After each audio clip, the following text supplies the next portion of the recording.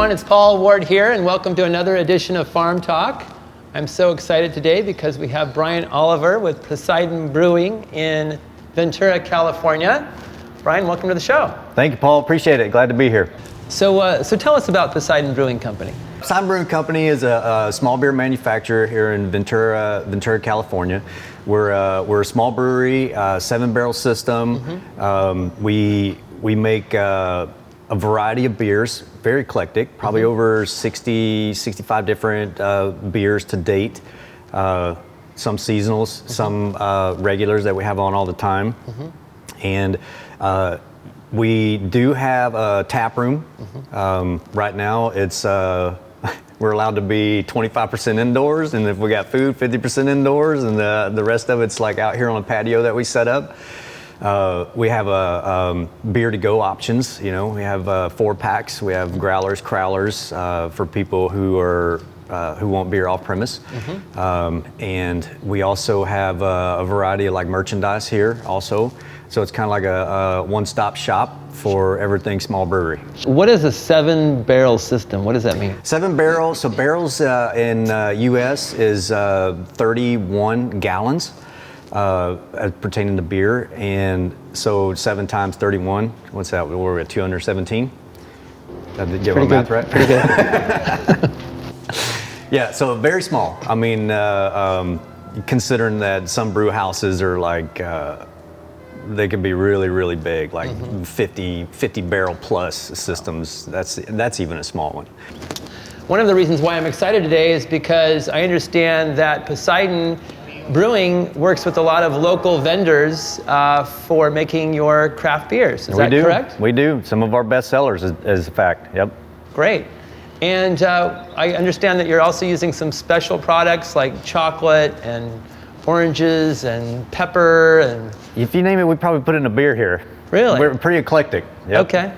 So how would you use pepper in a making beer? We've actually used pepper in a cask one time. We did a black saison and cracked like peppercorn, and it was just perfect.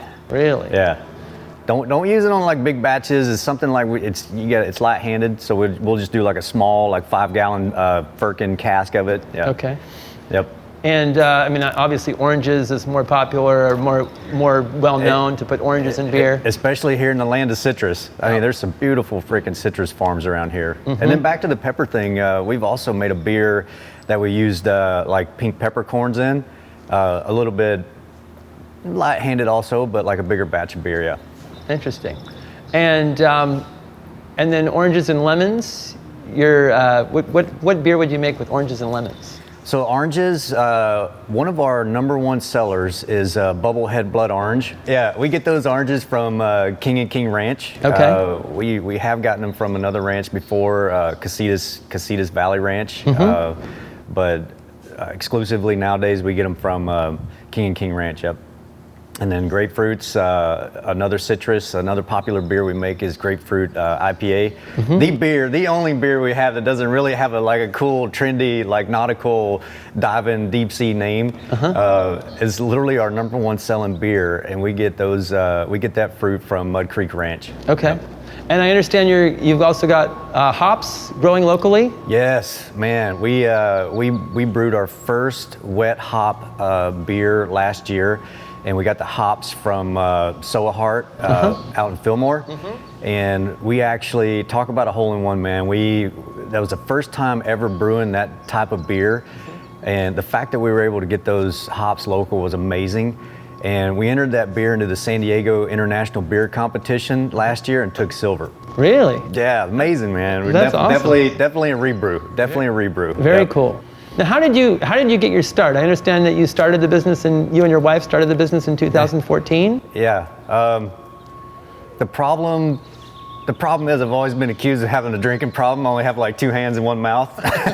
so it's like how can I make more beer is like the running joke. But no, it's she's been my homebrew partner ever since we started. About 2004.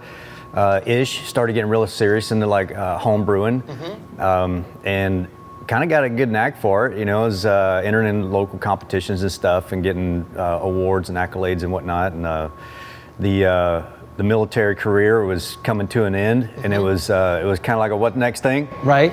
and we're like, do it, and, screw it, brew it, man. Let's give it a shot, because I would rather always look back in 10 to 15 years if it was a colossal failure than look back in like 10 to 15 years and go, what if and what could have happened? Right. So we just took a leap of faith and went with it. That's a great philosophy. Yeah. So you were in Iraq and you were making beer for your buddies in like 2007-ish? Not in Iraq. There's a no drinking problem. No, leave it in. I don't care. No, Iraq was just one of the places I was deployed to, but the saying Navy divers, like we dived the world over. Oh, wow. Yeah, I've been multiple countries, Philippines, Masira, Oman, Japan, Philippines, like all through the Philippines actually. So just to name a few places, but yeah. No brewing beer in Iraq, but I wish there was. There's only non-alcoholic beer over there. Interesting. Yeah. Very cool. When I was 16, well, I should say 21, there were only a few choices. What's statute of limitations on that? No, go ahead. Right. There are only a few choices, Budweiser, Coors, Miller. Now it just seems like there's an endless number of beer makers and types of beer, and it's just kind of exploded. What do you attribute to that? Just an interest in the... There are a lot. I think to date there's like 8,000 craft breweries, and the tribute to it is I think people just want variety, and they want flavor, and they want to experience more than just like a regular lager. Right. I mean, if you look at the world of beers and where it was at and where it's at now, it's just like it's a stark difference in the availability of the different flavors and types. I mean, even in IPA alone, you have like several different styles, like hazy IPAs, session IPAs, double IPAs, triple IPAs, and then they got the milkshake IPAs coming on, and there's still like style developments going on, which is amazing. Interesting. And I think that's fueled by the customer who wants a variety of things. What is a milkshake IPA? I must ask. Apparently, and this is where I'm probably just going to get shot at by all the beer people out there, because I don't know, I haven't researched the style that much, but in a broad brush stroke, I believe it's something like a hazy IPA, and you're putting a fair dose of lactose in it to give it like that milky creaminess to it. Okay. Yep. And I understand you're actually making a beer with nitrogen. How do you do that? What's that all about? We're not actually making it with nitrogen. I guess CO2 could be considered like CO2 and nitrogen could be another ingredient of it. So we'll take, what we like to do is, instead of just the regular, everybody's seen the Guinness on stout or Guinness on nitro, and you get that beautiful cascading effect from the nitrogen. What we do is we'll actually take some of the beer from almost every batch. There's not a batch that we haven't really tried to nitrogenate, and we'll put that on tap with the regular beer also.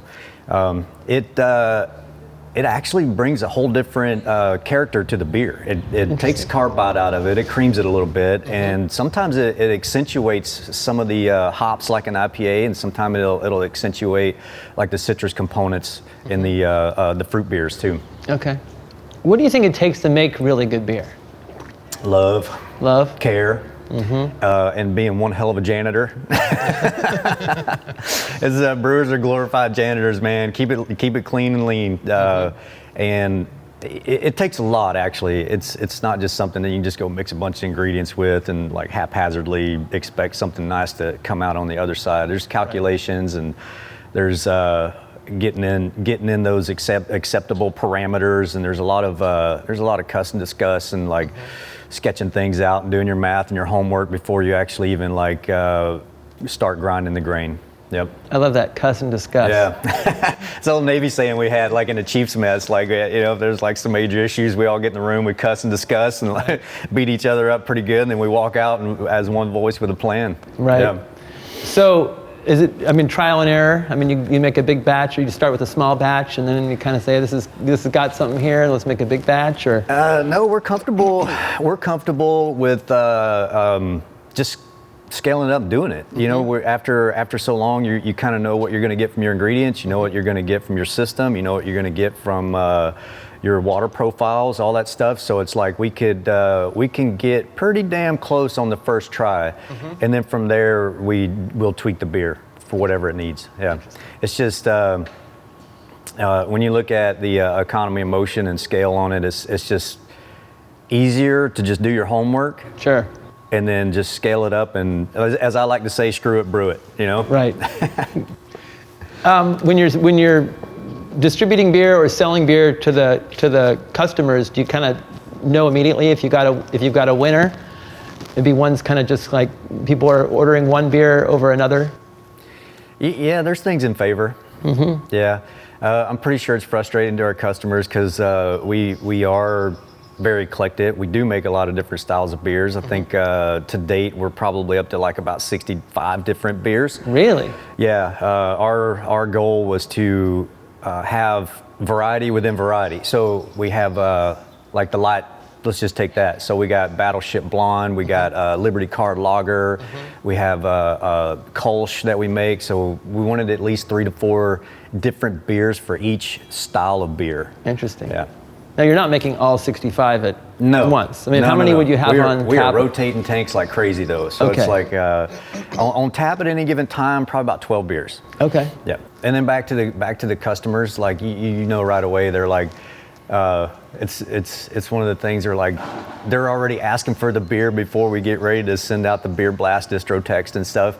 And then we're like, oh, that beer's gone. They're like, but this one's on. And they're like, I'll take that too. It's like, but they can't get that exact beer all the time, every time. But they do know that they could order with a high degree of confidence whatever they're going to get is going to be a phenomenal beer and it's going to sell well for them. Gotcha. Yeah. So do you kind of do like a annual rotation too? They kind of know that December. Like I know that November is kind of like pumpkin month. No, it's not a beer. No, I'm just kidding. That's the running joke about pumpkin beers. What to do with them? Put them right down the trash. No, I'm just kidding. Sorry, all the pumpkin people out there. Don't get mad at me. But yeah, there are seasonals, and there's some seasonals that were so damn popular that we've come up with ways to make them year round, just so we can have them on tap. Like the citrus. I'm pointing at a bucket full of fruit right here. If anybody has, it's like, yeah, those are the grapefruits that we get from Mud Creek, and then these are some of the beautiful oranges that we get from King and King Ranch. Cut one of these open in a minute. Is that a blood orange? This is a blood orange. This is what goes in the Bubblehead Pale Ale. We had to figure out a way to like try to keep those beers on all year round. You know, so we only have very few seasonals now. Like Liberty Card Lager is like one of our summer seasonals. That's going to be coming on tap pretty soon. You know, light, sessionable drinking beer, beautiful for California summer. Right. Just to name one, and then we have another one, Imperial Chocolate Oatmeal Stout, that we release in like January, February.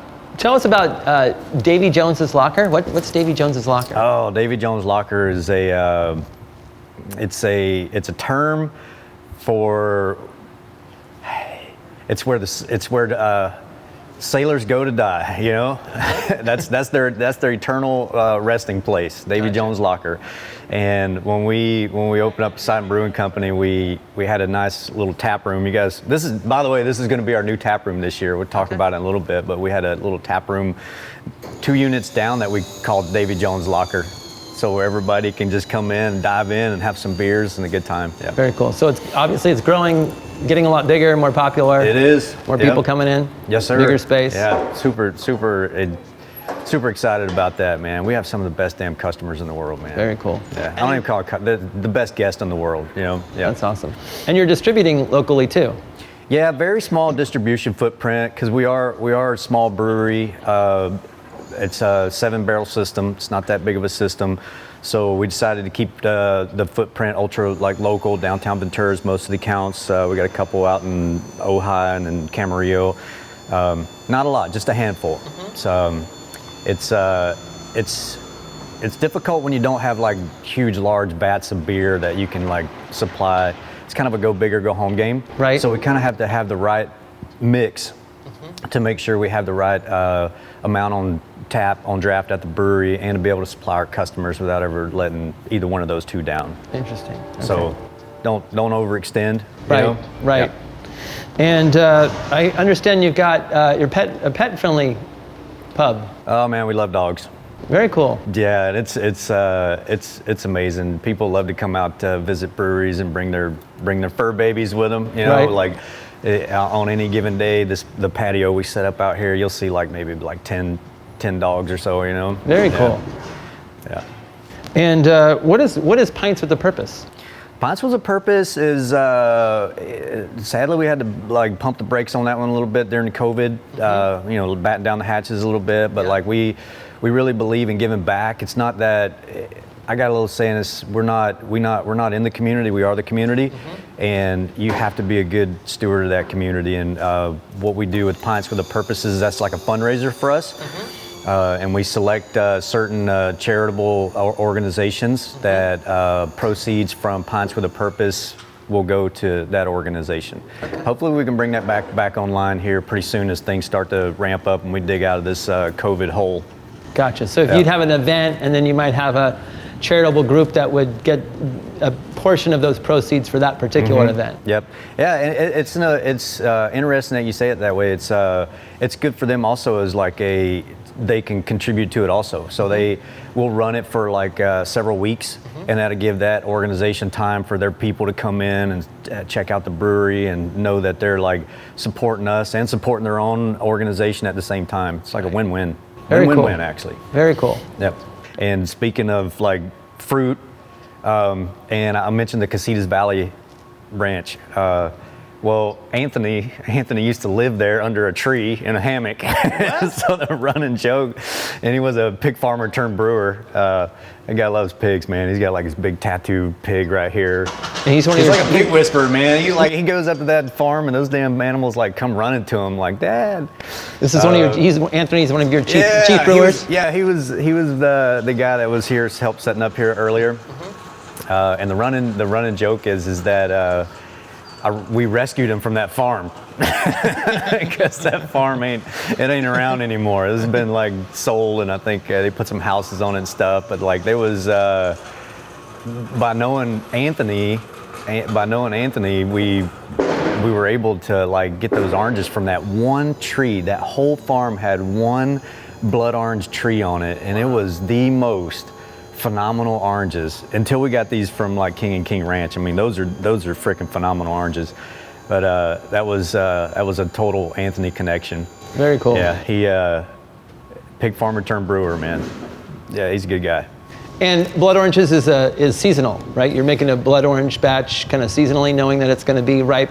Yep. At a certain time of year. Yep, it is. It's this is some of the freshest batches you could probably get right now. I mean, the oranges are perfect. They're ripe. I mean, they're like ready to go. We actually got these delivered Friday. Okay. Last Friday. I mean, these came right off the tree, and they're going to go into the beer tomorrow. Okay. So yeah. So you'll juice that orange, and then how will that go into the Classified. All right. That's a little something we call PFM, just pure freaking magic. A little bit of the orange all the way through the process. Same with the grapefruit. Yeah. We joke about it. We have fun with it. But yeah, that's the story. The story with Anthony also is when we talk about how he came to work for us and how we like rescued him off the farm is like I used to have a head brewer, Reno. Reno actually owns Droughtsman Ale Works up in Goleta now. So if you guys, whoever's out there listening to this, go check them out, man. It's phenomenal. So Anthony was always in the back, like he's just showing up during brew days. I'm like, who the hell is this guy? Who is this just guy? Random. Yeah, and then the lawyers at the time, you know, you're always on edge. The lawyers are like, there's no such thing as a volunteer in the brewery, and then they're like, you're just like, the safest thing is like remove the threat, right? So it's like, Reno, you need to run your friend off. And he runs him off, but we still see him a lot in the tap room. And I was retiring from the Navy, and I took over all the brewing operations and everything, and had to get shoulder surgery, torn rotator cuff. And a little hard to lift 50-pound bags, slinging 50-pound bags and mix and mash and all that stuff with a shoulder and a sling. Oh man. So we we decided like, hey, Anthony freaking loves beer. He's here all the time. He was hanging out with Rick. Ask him if he just wants to help out and lift some bags and stuff. And we're like, and then he was like, he didn't even hesitate, man. He's like, yeah, absolutely. And Anthony worked himself up from that all the way up to like head brewer position, man. And that's awesome. He has just been phenomenal. So he was sleeping in a hammock under a tree on a pig farm, and he was randomly coming here to hang out. Yeah. And now he's the head brewmaster. Crazy, right? That's incredible. He's a great dude, man. That's one of the funniest like sea stories we like to tell about, like when we're talking about farms and stuff, because we have that connection. He lived on the farm. He loved the farm. He was huge, like loves animals and pigs and stuff. And we were actually even at one point delivering all the spent grain up to Casitas Valley. Oh, to feed the pigs. Yeah, to feed the pigs. Oh, very cool. Yeah, we have a local farmer nowadays, Joel. I think he's got a farm out in Somas. He picks up the spent grain, and he actually feeds goats, and I think he got some sheep, and we started brewing more and more and more. So he started taking more. So then he's like, oh, I'll get a cow or two. So now he's got like a couple cows, and it's like.